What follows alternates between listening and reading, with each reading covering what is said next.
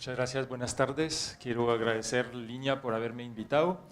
Yo soy investigador, como le decía, del CIRA de Francia, pero en realidad estoy desde hace mucho tiempo trabajando en América Latina, entonces los ejemplos, vengo de Colombia, por ejemplo. Entonces los ejemplos que les voy a dar son desarrollados en Costa Rica, Colombia, etc. Voy a tratar entonces del tema la metabolómica como una herramienta. Me corresponde hacer eso a estas horas de la tarde, espero que no les voy a hacer dormir. Me toca, voy a explicar, yo entiendo que todos no son químicos, entonces tengo que quedarme en un nivel más o menos, pero la idea de esta presentación es demostrarle cómo esa herramienta, esa nueva herramienta ha permitido, digamos, descubrir cosas muy nuevas acerca de los alimentos. Entonces vamos a hablar de la metabolómica, una aplicación en alimento propiamente y después una aplicación en, digamos, para entender la noción de biomarcadores de ingesta y alimentos funcionales, etc. Entonces, ¿qué es el metaboloma? Primero empezamos por ahí. Entonces, el metaboloma son todas las pequeñas, digamos, moléculas o metabolitos que podemos decir que componen un medio.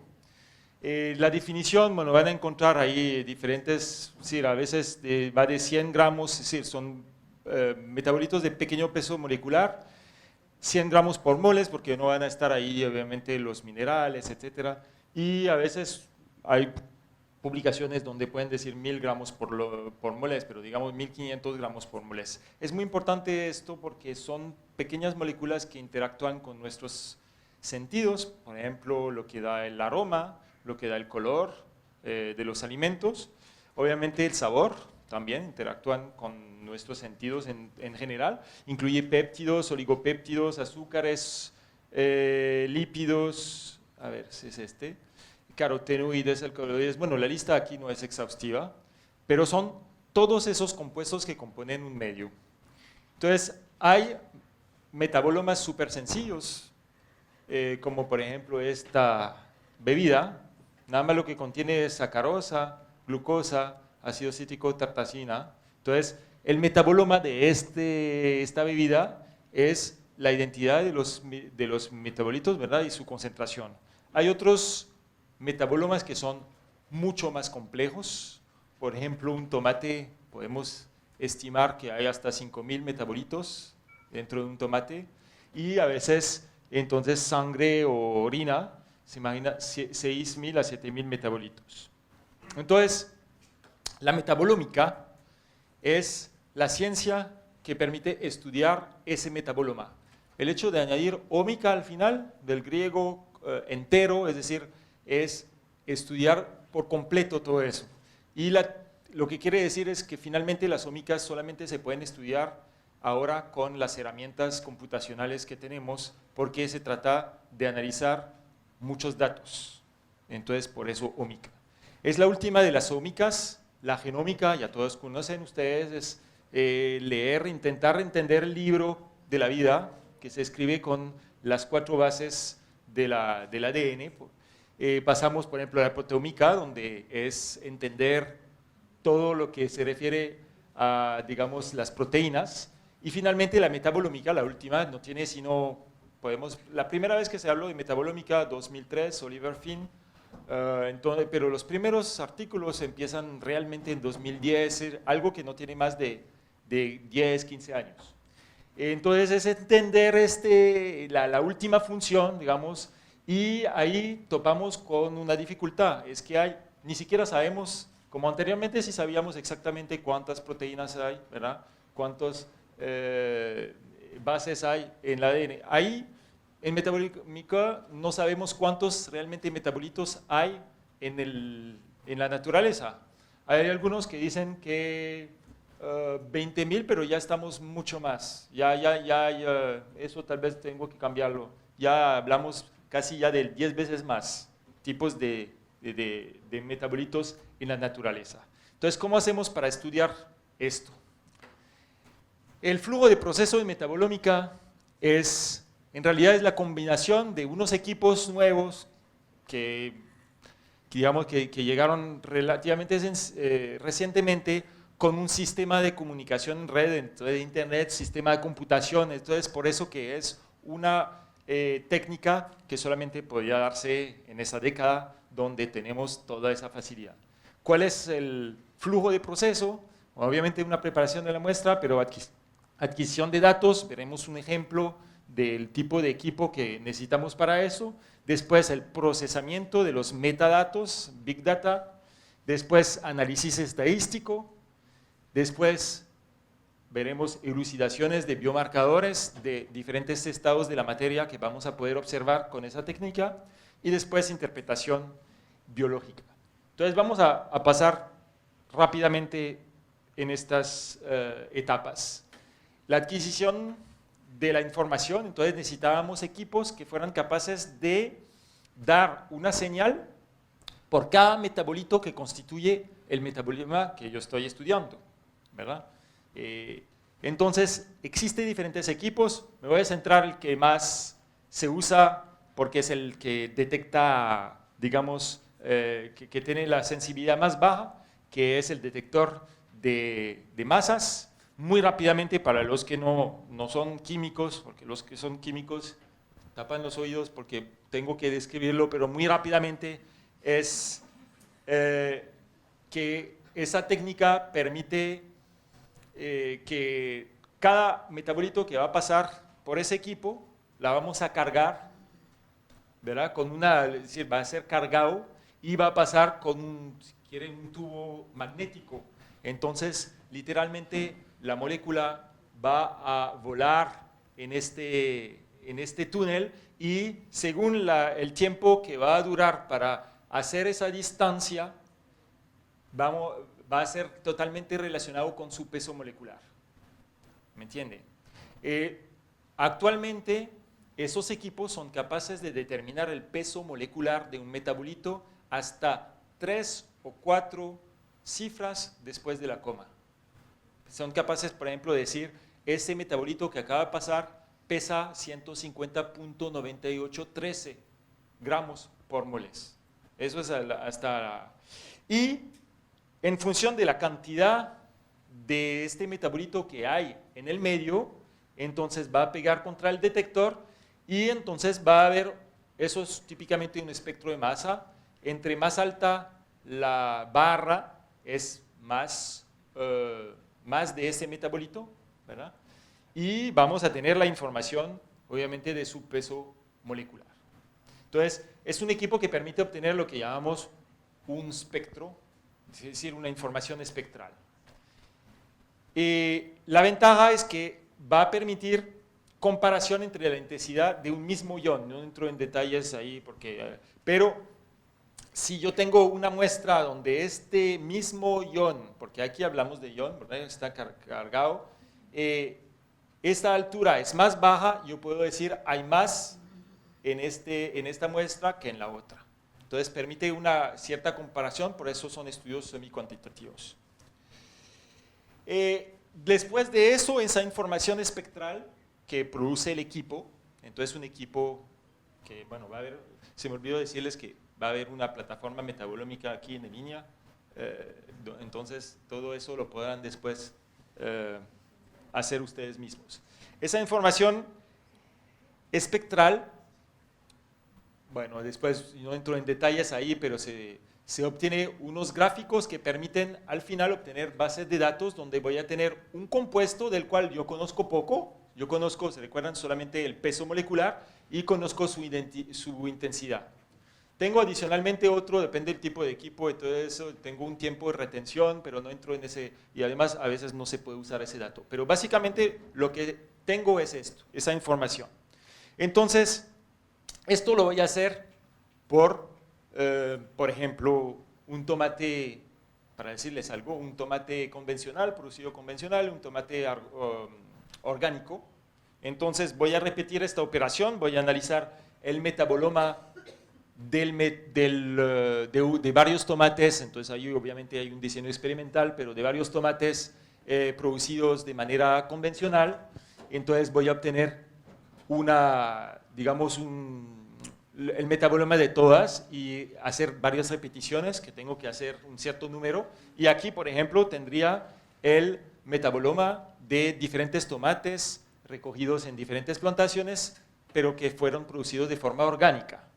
Entonces, toda esta información la voy a tabular y obviamente voy a hacer estadísticas sobre esta. Por ejemplo, hay que hacer una representación en análisis de componentes principales, donde espero, si el estudio fue bien hecho y si existe realmente una diferencia, debería haber los dos grupos así representados, en función de los, por ejemplo, si es un tomate, de los 5000 metabolitos que yo puedo observar ahí. Ven que es original esta metodología porque en ese momento no sé lo que voy a encontrar. Por eso se llama inclusive metabolómica no dirigida. En ese momento no estoy diciendo voy a ver vitamina C o voy a ver carotenoides. No, yo no sé qué voy a encontrar. Entonces yo analizo el todo, por eso ómica. Si voy más lejos en el análisis estadístico, voy a hacer otro tipo de análisis que se llama regresión de mínimos cuadrados parciales. Este análisis me va a decir, está bien, hay una diferencia, pero ¿a qué se debe esa diferencia? ¿Verdad? Y es ahí donde, gracias a este tipo de análisis, aquí por ejemplo estarían representados los 5000 metabolitos, son los iones en realidad, pero bueno, no entro, que son del metaboloma, y ese análisis ¿hay algo? Tengo que hablar acá. Ok. Perdón. Este análisis de regresión de mínimos cuadrados parciales me permite decir, mira, estos, por ejemplo, compuestos en rojo, estos son discriminantes entre el tomate, para tomar el ejemplo del tomate convencional, tomate orgánico, y son estos que vamos a llamar, prefiero hablar así, sí, son estos que vamos a llamar biomarcadores. Entonces, estos, por ejemplo, aquí son biomarcadores son probablemente muy aumentados en el tomate orgánico, y estos son disminuidos, por ejemplo, son biomarcadores que son disminuidos en esta etapa, por ejemplo. Entonces, obviamente, hacemos un análisis, es lo que vamos a llamar los biomarcadores. Entonces, son de comparación de metabolomas para dilucidar cuáles de los compuestos discriminantes existen entre esas dos diferentes situaciones. Luego, entonces, ¿entienden el sistema? En ese momento tengo un compuesto, no sé qué es, nada más lo que tengo es que yo sé que pesa tanto, nada más. Pero no voy a enfocar todo mi trabajo en los 5000 metabolitos, sino nada más en esos discriminantes. Entonces, se regresa al laboratorio y ese compuesto que es discriminante voy a intentar dilucidar qué es. Entonces, regreso al laboratorio, hay otras tecnologías que me permiten identificarlo, y también con bases de datos, etcétera, y al final lo que voy a decir, ese compuesto es, por ejemplo, ácidos cítricos o lo que sea, ¿me entiende? Entonces ahí es la cuestión. Y entonces luego de ese análisis voy a tener una lista de biomarcadores, porque seguramente hay más de una, y voy a intentar interpretar de dónde viene, que por qué ese compuesto está más alto en el convencional y menos en el orgánico, etcétera, ¿me entiende? Ya, yo terminé ahí con la parte, digamos, teórica de la metabolómica. Básicamente es esto. Veamos ejemplos de aplicación. Voy a coger, obviamente, ejemplos en los cuales he trabajado. Como les decía, trabajo en la parte de América tropical, entonces va a ser ejemplos tropicales. Pero se pueden aplicar, y es lo que van a ver después, a cualquier tipo de productos. Veamos la fermentación del cacao. Teníamos un problema en Colombia, es que la gente no sabe cuánto tiempo fermentar el cacao. Entonces hay gente que fermenta 4 días, 5 días, 6 días, 8 días, nadie sabe exactamente. Entonces les voy a mostrar cómo la herramienta metabolómica permitió determinar cuántos días hay que fermentar el cacao. Entonces se hizo repeticiones, generalmente eso me deja decirles que hay que hacer mínimo 6 repeticiones cuando uno trabaja con, digamos, productos, pero aún es un mínimo, es mejor hacer más, pero en ese caso no pudimos hacer más. Y Entonces hacemos la extracción fácilmente, vamos al laboratorio, que eso es un servicio, y nos entregan la información espectral. La información espectral la analizamos, bueno, la transformamos, perdón, existe inclusive software libres para esto, y obtenemos entonces una matriz de información global del metaboloma, fue la palabra. Y entonces representamos, aquí es la representación solamente PCA descriptiva, es decir, una representación de todos los ensayos que se hicieron. Ahí empezamos, cuando veo eso, ahí estoy contento porque ya si veo en PCA una cierta separación de los grupos, de fijo en el otro tipo de análisis PLS la voy a encontrar y voy a poder encontrar los discriminantes. Ahí parece que sí hay una diferenciación de 0 a 3 días de fermentación, de 4 a 5 días de fermentación, de 6 a 8 días de fermentación. El metaboloma del cacao es diferente. Entonces sigo a la otra análisis, donde el otro análisis le estoy diciendo, mira, existen esos grupos y ahora dígame por qué están diferentes. Es diferente, lo otro era nada más observar. Aquí es lo que llamamos un análisis estadístico dirigido. Entonces le digo, estos son los grupos, ahora dígame cuáles son los diferentes. Evidentemente hay análisis estadísticos de validez, etc. Entonces, en este caso, llegamos a ese tipo de gráficos donde ahí están representados todos los metabolitos, aunque son iones, pero bueno, los metabolitos digamos, del metaboloma, y en rojo son los estadísticamente discriminantes. Entonces, yo regreso y me voy a enfocar nada más en esos rojos.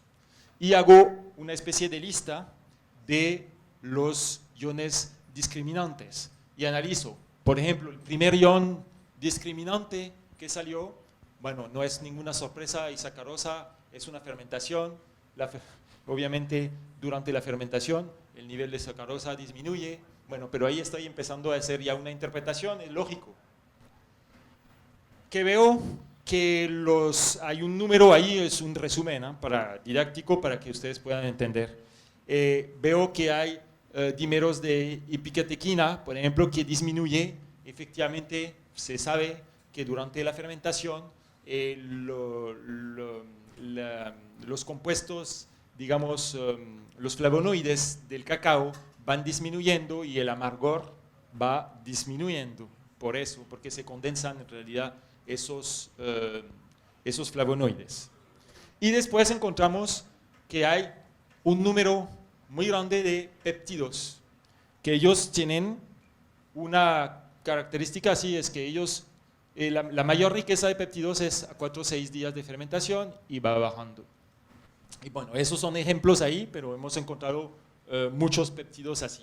Lo que nos hizo decir, bueno, no, es así, en realidad los péptidos, la mayor riqueza de péptidos está más bien como concentrado el día 4, los flavonoides van bajando y entonces probablemente, y eso lo vimos después con un análisis sensorial, y efectivamente eran cacao, se me olvidó decir, era cacao finos de aroma, lo que nos interesaba era ver si esos péptidos eran precursores de aroma, y efectivamente cuando hacemos el análisis sensorial nos damos cuenta que a los, digamos, día 4 es cuando hay más aromas que se busca, fruta fresca, frutos frescos que son buscados en el... Entonces, gracias a la metabolómica podemos responder efectivamente que es mejor fermentar 4 días que más días. Entonces, ese es un ejemplo. Pero la metabolómica tiene obviamente mucho más. Acabamos de ver cómo la metabolómica permite seguir el impacto de los procesos.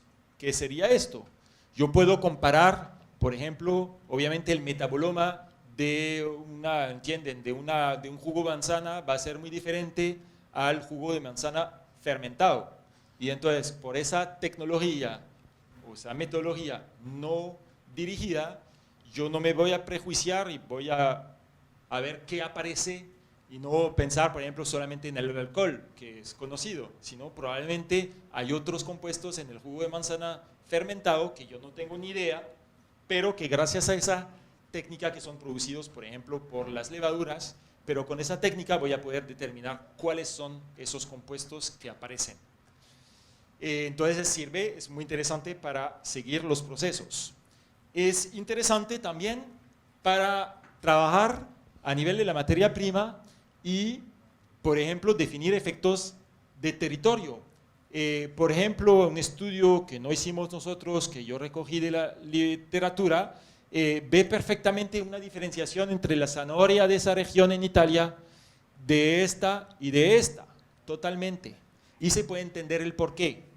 Se puede ir haciendo metabolómica, ver cuáles son las moléculas o los metabolitos que hay más en cierta región y después hacer la interpretación, entender por qué el suelo, porque los campesinos trabajan diferentemente, etc. Ya después la interpretación, pero uno puede efectivamente llegar a este punto.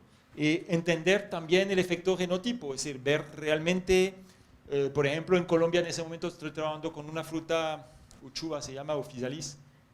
Bueno, son diferentes. Yo trabajo en Agrosavia, que es el equivalente de Liña en Colombia, y ellos desarrollaron variedades, pero resulta que haciendo la metabolómica no encontré diferencias. Es decir, fueron variedades, pero desde el punto de vista metabolómica no se encontró diferencias.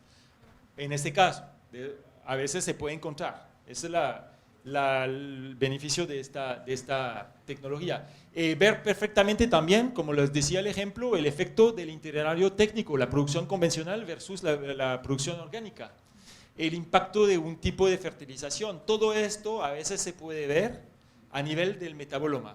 Es muy interesante como esa técnica es sumamente sensible y a veces uno ve cosas a este nivel. Hacer también, por ejemplo, búsqueda de biomarcadores tempranos de deterioro. Un tema en Colombia, por ejemplo, con el aguacate. Es muy importante que sepamos de antemano, antes de mandar el aguacate, cómo está, si va a estar bien. No tengo respuesta todavía, apenas estamos empezando pero típicamente es un problema que la metabolómica puede eventualmente resolver. Denominación de origen es lo que les decía ahí, trazabilidad, etc. Bueno, entonces esto es la aplicación de la metabolómica directamente en alimentos.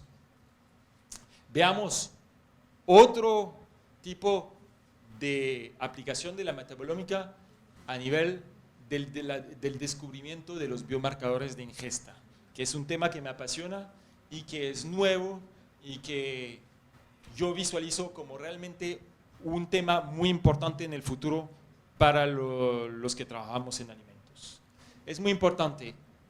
La idea es que cuando uno consume un alimento, la pregunta es, ok, mi alimento tiene un montón de metabolitos, pero ¿cuáles son de esos metabolitos que realmente llegan al torrente sanguíneo y pueden eventualmente tener un efecto sobre mi salud? Ese es un poquito el tema y la pregunta es eso, biomarcador de ingesta o biomarcadores de consumo. ¿Cómo se hace? Bueno, tomamos exactamente el mismo procedimiento que anteriormente. Vamos a considerar el metaboloma de la sangre, de la orina, los biofluidos. Puede ser aguas fecales, puede ser fluido cerebroespinal, bueno, todo lo que uno quiera. Generalmente para descubrir biomarcadores de ingesta, y por eso es muy interesante que nosotros trabajemos en eso, no necesitamos trabajar con personas enfermas, más bien todo lo contrario, necesitamos trabajar con personas saludables, entonces es mucho más fácil para obtener el aval del comité ético, etc. Entonces son estudios relativamente baratos que podemos hacer. Lo mismo, entonces exponimos, o lo que llamamos, hacemos una intervención nutricional, tomo un grupo, generalmente puse aquí hombres, no es por machismo, sino que precisamente la metabolómica es tan sensible que si utilizamos mujeres deberíamos tener en cuenta en qué etapa de su ciclo menstrual está, porque lo veríamos, entonces nos complicaría un poquito la cosa, pero entonces se trabaja más con hombres, pero estamos haciendo también, porque hay muchas críticas a eso, estamos trabajando también con mujeres. Y entonces analizamos el metaboloma y lo mismo, tenemos un grupo control, obviamente, un grupo expuesto al alimento que se comió, no sé, por ejemplo, me gustaría mucho, no lo hablé con Sonia Cosano de la UCO, que conocer cuáles son los biomarcadores de ingesta del mate, por ejemplo. Sería muy interesante. Entonces, un grupo control, que sería difícil de encontrar aquí en Uruguay, tal vez, y expuesto y ver cuáles son realmente los biomarcadores de ingesta de la bebida esta. Biomarcadores de ingesta es una definición que yo, bueno, ahí más o menos que yo escribí, son los metabolitos, entonces ahí es importante, endógenos o exógenos.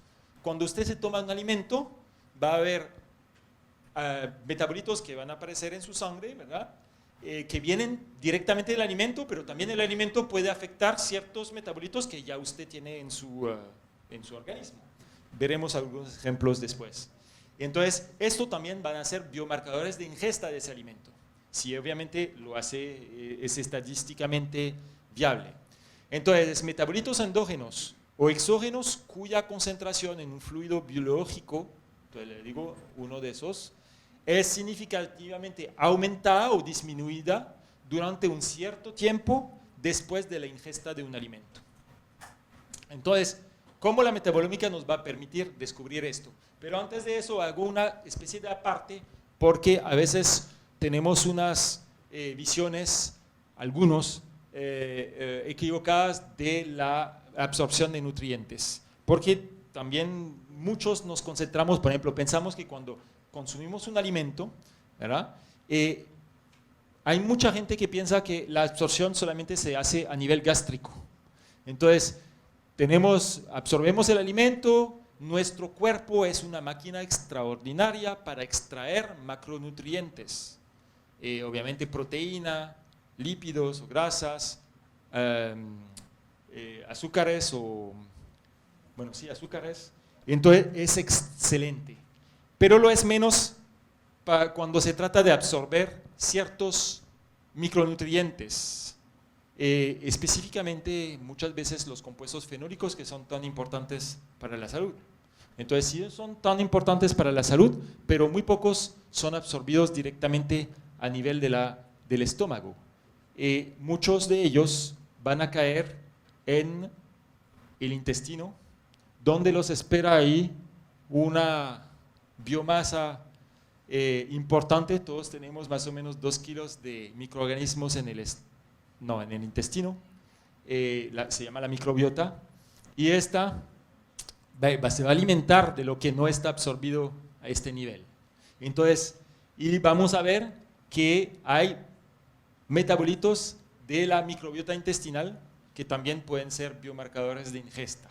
Por eso, yo les comento esto porque yo cuando estudiaba, muchas veces nuestros profesores nos decían, la absorción tiene lugar aquí, todo lo otro es fibra y todo eso, aumenta materia fecal, casi no hay absorción aquí, o no hablamos de microbiota, hasta hablábamos antes de compuestos antinutricional, que no son antinutricional para todos, porque caen a la microbiota, alimentar la microbiota. Entonces, entonces, más bien es por eso, les doy ese ejemplo, porque la metabolómica nos permite, o nos va a permitir, espero convencerles de eso, de un cambio de paradigma en el análisis de alimentos. Entonces, los metabolitos de la microbiota son diferentes de los alimentos presentes en el alimento. Por eso es muy interesante. Bueno, lo vamos a ver, me adelanto. También un tema que yo quiero llevar a colación aquí es que cuando vamos a ingerir un alimento y hacemos ese estudio metabolómico, vamos a ver 4 o 6 horas, generalmente vemos los micronutrientes que son inmediatamente biodisponibles. Los vamos a ver como biomarcadores. Pero muy rápidamente, a las 24 horas ya no hay, y aparece otro tipo de componentes o de metabolitos que vamos a asociar con metabolitos que proceden del metabolismo de la microbiota. Y aquí yo representé varias curvas porque aquí precisamente, si aquí no hay mucha variabilidad interindividual, aquí hay muchísima variabilidad interindividual.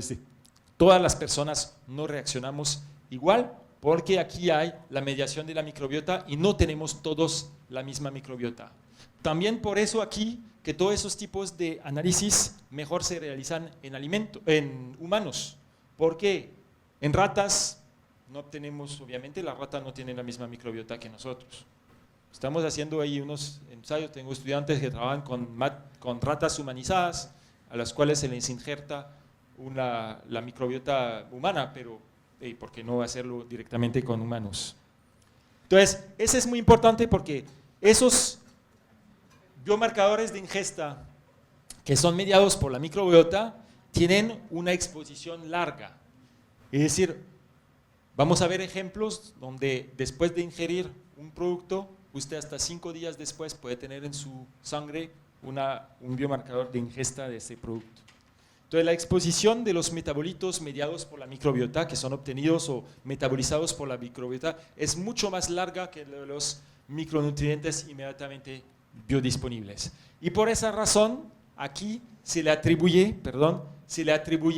los efectos sobre la salud de los compuestos, de ciertos compuestos, por ejemplo, fenólicos o otros, porque es una exposición muy larga.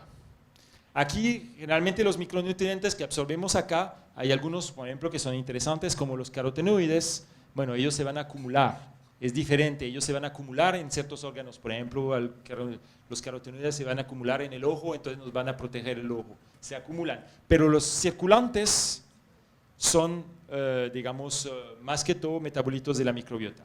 Y eso es un tema nuevo que no se sabía mucho hace unos años. Entonces, les muestro, hicimos un ensayo y vamos a ver, ilustrar la metodología metabolómica. Por ejemplo, eso era mora. Mora es una mora especial, que llamamos mora de los Andes. En ese caso, es una mora de Costa Rica, eso es un estudio en Costa Rica que hicimos. Entonces, cuando hacemos se llama nutrimetabolómica, es decir, una mezcla de metabolómica y nutrición, estudio nutricional. Hacemos exactamente esto, por ejemplo, recolectamos aquí la orina, porque es fácil, es barato, partimos ahí las recolectas y hacemos, por ejemplo, el día anterior un placebo y el día después el jugo que uno quiere estudiar, por ejemplo, el jugo de mora. Y eso es para ver el efecto del consumo agudo, exactamente, intentar ver cuáles son los compuestos inmediatamente biodisponibles. Pero después se interesa hacer otro tipo de estudio que es más de cuál es la exposición, qué es el impacto de una exposición a más largo plazo. Por ejemplo, aquí 9 días, entonces vamos a comparar el día anterior con después de 9 días de consumo. Entonces les comparto rápidamente, muy fácil, ese tipo de análisis. Bueno, aquí obviamente nosotros estábamos con la mora, entonces la mora, estábamos de cierta forma un poquito prejuiciados, dijimos, bueno, ahí lleno de compuestos, digamos, altamente antioxidantes, vamos a ver después esto, no hay carotenoides, entonces todo lo vamos a encontrar en la orina. Entonces, por eso nos enfocamos en la orina. Si voy a estudiar un producto que tiene carotenoides, entonces yo voy a incluir el plasma sanguíneo. Muy fácil, nada más directamente la orina es súper ya filtrado, no hay tratamiento de muestra, nada más centrifugamos y analizamos información espectral, después el tratamiento de datos, obtención de la matriz de información. Entonces aquí, por ejemplo, son los voluntarios codificados, y aquí son cada ion, ahí hay 7000, por ejemplo, había 7000 columnas. Y entonces esto lo entramos, hacemos análisis estadístico y bingo, obviamente no se sabe a veces, pero sí hay una diferencia entre el metaboloma del urinario de la gente que no tomó mora y la gente que tomó mora. Y entonces, lo mismo, hacemos el análisis, aquí nos focalizamos, por ejemplo, obviamente hay otros y todo eso, pero nos focalizamos en esos iones aquí que tenían ese peso molecular, y después de 9 días ¿y qué hacemos? Entonces ahí regresamos al laboratorio, hacemos fraccionamiento, etcétera, y comparamos patrones de fraccionamiento con lo que existe, a veces compramos el estándar, bueno, y aquí dijimos, urolitina A. Es decir, casi eso es el primer biomarcador. Le estoy mostrando. El primer biomarcador cuando yo consumo mora es urolitina. primera cosa que nos ocurre, vamos a ver en la mora, ¿hay urolitina en la mora? No, no hay urolitina. Entonces, ¿cómo interpretamos esto? Aquí está. La mora, nosotros pensábamos que el primer biomarcador iba a ser algo con cianidina, porque el color rojo de la mora es, sabemos todos, que son antocianinas. Pero resulta que no, resulta que el primer biomarcador procede de esta molécula que se llama el agitanino, que es una molécula muy grande, que tiene un altísimo poder antioxidante. Por eso la mora tiene alto poder antioxidante, además de las antocianinas. Pero esa molécula, que es un tanino, obviamente no pasa la barrera estomacal, llega al intestino, es transformado por la microbiota en esas moléculas que ellas pasan a través de la barrera intestinal y son los primeros biomarcadores. Aquí, por ejemplo, ven cómo cambia el metaboloma a 0,6 horas. En azul quiere decir que es un poquito menos discriminante que en rojo. Ven que hay unos, esos son probablemente los primeros biomarcadores de ingesta, pero los inmediatamente biodisponibles. Y después ahí, al tiempo, va apareciendo los biomarcadores de ingesta de la exógenos, digamos, que son la urolitina, por ejemplo. Y también hay algunos, aquí podemos ver que el hecho de tomarse el jugo de mora afecta a ciertos metabolitos endógenos. Veremos, yo resumo acá lo que hemos obtenido. Y van a ver, eso es la lista de todos los biomarcadores que encontramos. Por ejemplo, un biomarcador bien interesante, y eso lo vimos constantemente, usted se toma la mora, jugo de mora, inmediatamente después tiene una excreción aumentada en la orina de ácido úrico. Pero cuando lo hacemos a 9 días de tomar la mora, más bien tiene una excreción disminuida. ¿Por qué? Porque ha liberado digamos, en su orina el ácido úrico. Y como todas las cosas, y yo le digo a mis estudiantes, vaya, averigüe qué vio sobre eso y no sé qué. Y uno llegó, me dice, existe en Estados Unidos la mora, los indios de Estados Unidos la llaman gooseberry, y es esta mora. Es decir, ya los indios indígenas en Estados Unidos sabían que cuando mataban un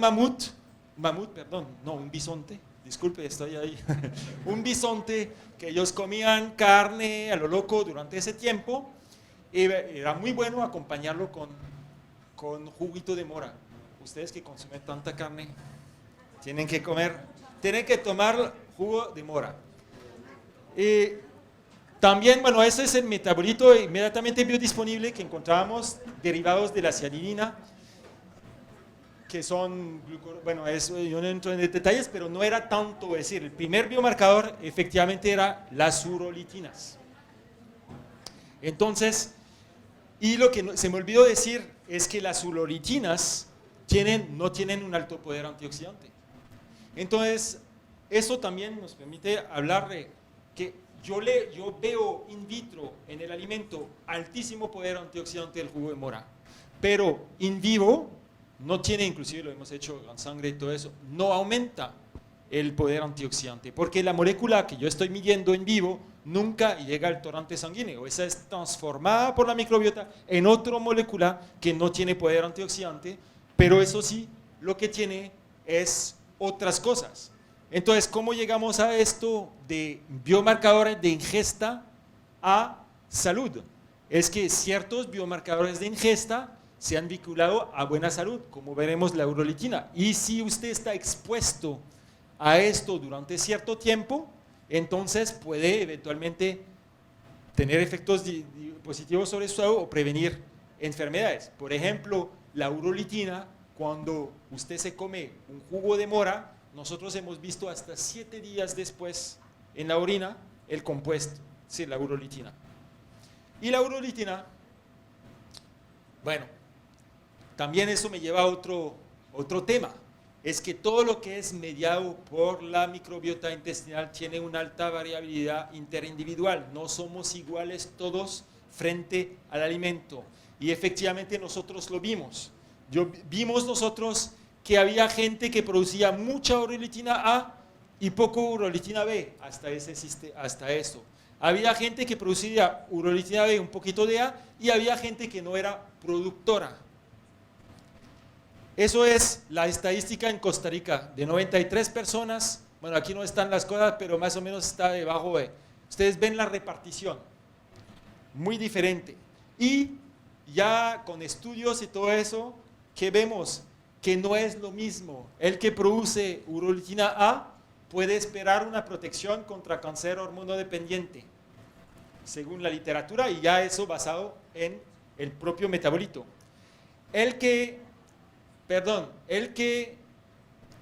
Bueno, ¿dónde estoy? Aquí. El que produce urolitina B puede esperar una protección de su salud cardiovascular, y eso documentado. Y el que no produce, en Colombia dicen salado. No sé aquí cómo dicen, pero bueno, salado, no, en realidad no es tan salado, porque ahí es donde hay un bemol, es que el poder quiere decir que esa gente, el agitanino pasa directo por el tracto gastrointestinal y no tiene los microbios que pueden realizar la síntesis de la urolitina. Entonces ahí sí, el agitanino va a poder actuar, tener su efecto antioxidante, pero va a estar restringido a nivel del tracto gastrointestinal, que ya es algo. Pero bueno, eso es el ejemplo. Hay otro ejemplo muy conocido, que ese es el primero que se conoció, es el mismo sistema, la soya. Ustedes producen soya.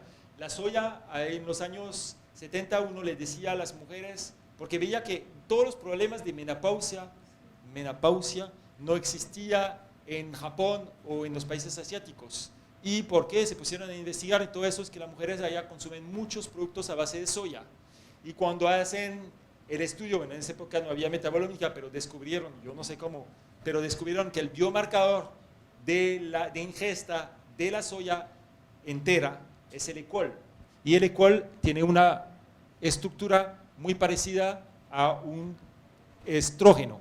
Entonces, naturalmente, las mujeres que consumían allá en Japón o Asia productos a base de soya no tenían los síntomas de la menopausia, era muy liviano. Entonces se le dio a las mujeres del occidente, y el problema es que había mujeres que decían, no, a mí me hizo súper bien, y otras que nada. Y ahí es como un poquito, eso es el tema para mí, para todos los alimentos funcionales. El problema número uno es que no va a actuar igual para todos. Y ahí ven la repartición. En Asia, por ejemplo, el 60% de las mujeres producían E-col, entonces sentían alivio cuando tomaban productos a base de soya. Y en el occidente, más bien es el contrario. En el occidente, el 70% de las mujeres no tienen la microbiota que permite la síntesis del E-col cuando consumen isoflavonas de la soya. Entonces, no les hace efecto. Esos son ya todos los efectos, digamos, del E-col, que es prevención de cáncer hormonodependiente, salud del hueso, etcétera, no pueden tenerlas todas las mujeres porque no tienen el microbiota adecuado para eso.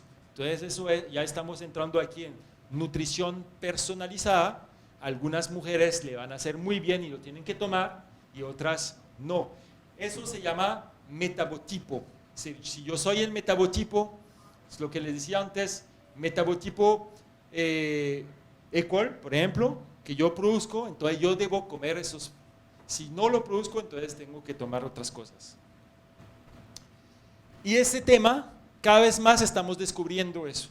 Cada vez hay más compuestos de la misma que nos damos cuenta que están metabolizados por la microbiota y explican por qué ciertas personas tienen efectos y otros no.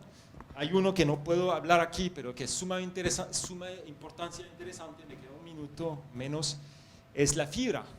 La fibra es lo mismo.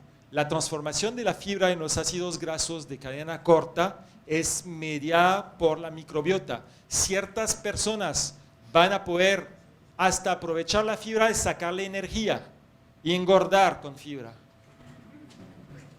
Y eso nos lleva a otro tema. ¿Realmente las calorías que estoy viendo en alimentos son realmente las calorías que hay ahí? No, a mí yo puedo tener un metabolismo que hace que no le voy a sacar, sí, voy a sacar nada más las calorías que están ahí porque esas son debido a los macronutrientes y no le voy a sacar calorías a la fibra. Pero otras personas que comen lo mismo que yo van a engordar porque le van a sacar energía y esa energía puede ser alta. Hay publicación que demuestra que hasta 10% de la energía diaria puede ser aportada por fibras para ciertas personas que tienen un microbiota que es capaz de extraer la energía de esas fibras. Bueno, me extendo mucho. Lo que le quería decir, y en conclusión, los estudios metabolímicos demuestran que no se puede seguir estudiando los alimentos de forma aislada, como lo hice yo, como lo hicimos todos. Muchas veces yo digo a los, bueno, ahí las discusiones que tengo, los ingenieros de alimentos, queremos que el alimento estudiarlo como un objeto químico, nada más sin ocuparnos de lo que pasa en el hombre. Por eso hemos encontrado test in vitro de poder antioxidante, hemos hasta, bueno, eso se entiende para estudiar, pero hacer, por ejemplo, sistemas digestivos artificiales, etcétera, porque nos gusta que esté bien aislado de los humanos, pero no, tenemos que ir hacia estudios con los humanos. Yo represento aquí y hablé con Virginia ahora de esto, que nosotros hay una barrera, no sé ustedes, pero yo veo en Colombia, en Costa Rica, la escuela de nutrición,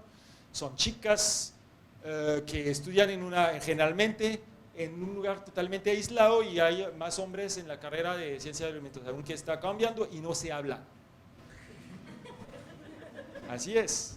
Y yo pienso que ahora tenemos que realmente trabajar en conjunto, entonces romper esa barrera para unirnos y trabajar en forma más holística los alimentos. Les agradezco mucho, quiero agradecer al equipo ahí de trabajo y muchas gracias.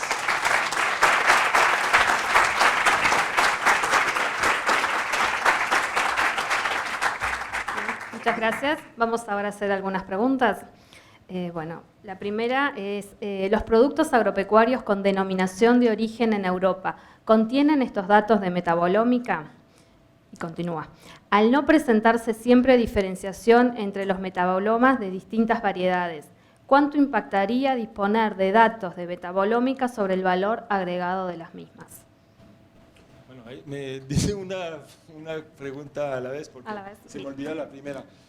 Pero bueno, sí, la primera, bueno, yo sé que existe efectivamente unos estudios metabolómicos porque efectivamente hay que comprobar. Yo sé que existen muchos, por ejemplo, sobre aceite de oliva que tiene denominaciones de origen. Hay muchos, tal vez no todos, pero hay una tendencia porque eso se tiene que documentar, de la denominación de origen y para entender por qué es diferente tal producto de tal otro. Entonces sí, cada vez más, como lo digo, es una tecnología relativamente nueva, pero cada vez más. ¿Y la segunda pregunta? Al no haber siempre diferenciación entre los metabolomas de distintas variedades, ¿cuánto impactaría disponer de los datos de estos metabolomas sobre el valor agregado de las mismas, de estas variedades? Sí, no sé, no entiendo mucho la pregunta, pero sí, bueno, si no hay diferenciación en metaboloma, como lo comentaba, si no hay diferenciación, la diferenciación se puede, por ejemplo, en la uchuva que les contaba, la uchuva, la physalis, que ellos desarrollaron, era diferentes variedades, pero una era más dura, duraba más, entonces tenía más, probablemente, imagino yo, pectina, eso no lo veo en el metaboloma, entonces no podía decir nada, no tiene diferencia, no tiene diferencia, pero sí es importante, por ejemplo, queremos trabajar en Colombia, como les decía, el aguacate de Colombia se produce todo a 2000 metros de altitud y el aguacate de México se produce mucho más bajo, entonces suponemos que el hecho de que crezca a 2000 metros de altitud va a tener más compuestos en todo eso, entonces obviamente si logramos descubrir que hay compuestos y además que esos compuestos son interesantes para la salud, agregaría valor, entonces en ese sentido sí es interesante de demostrar que en esas condiciones de cultivo, variedad o no sé qué, tiene más de un compuesto que es beneficioso para la salud. Obviamente, si lo demostramos científicamente, va a agregar valor. Bien. La tercera pregunta. ¿Puede profundizar sobre los biomarcadores tempranos para predecir un comportamiento agronómico o de calidad? ¿Cuál es la opinión sobre esto? Bueno, yo los comenté ayer también del aguacate. No sé si vamos a lograrlo, es el estudio. El estudio es que vamos a intentar, sí, el diseño experimental es así, coger unos aguacates, analizar su metaboloma y después simular el proceso de exportación, que dura más o menos 3 semanas, y analizar la calidad final. Y después entonces ver si hay un grupo de aguacate que tiene un buen comportamiento, entonces regresar a cuál fueron los metabolitos que explican que ese aguacate tuvo un buen comportamiento. Es esto básicamente. Y eso se puede hacer para diferentes tipos de otros estudios. ¿Cuánto se demora en cambiar la microbiota con cambios de dieta? Ahí hay mucho... Hay una, digamos, la tendencia actual es que debemos entender que hay una prevalencia muy fuerte de la microbiota. No cambiamos, la microbiota la adquirimos básicamente, sobre todo los bebés que nacieron por vía normal. Hay un estudio que recién hace como menos de un mes leí ahí que los niños que nacen por cesárea tienen una microbiota diferente y con más, digamos, microorganismos dañinos que los que nacen por vía natural. Más o menos dicen que yo cuento de la literatura, no de lo que yo hice, más o menos a 6 años se estabiliza la microbiota y después es muy difícil de cambiar. Dietas, etcétera, tal vez gente que pasa de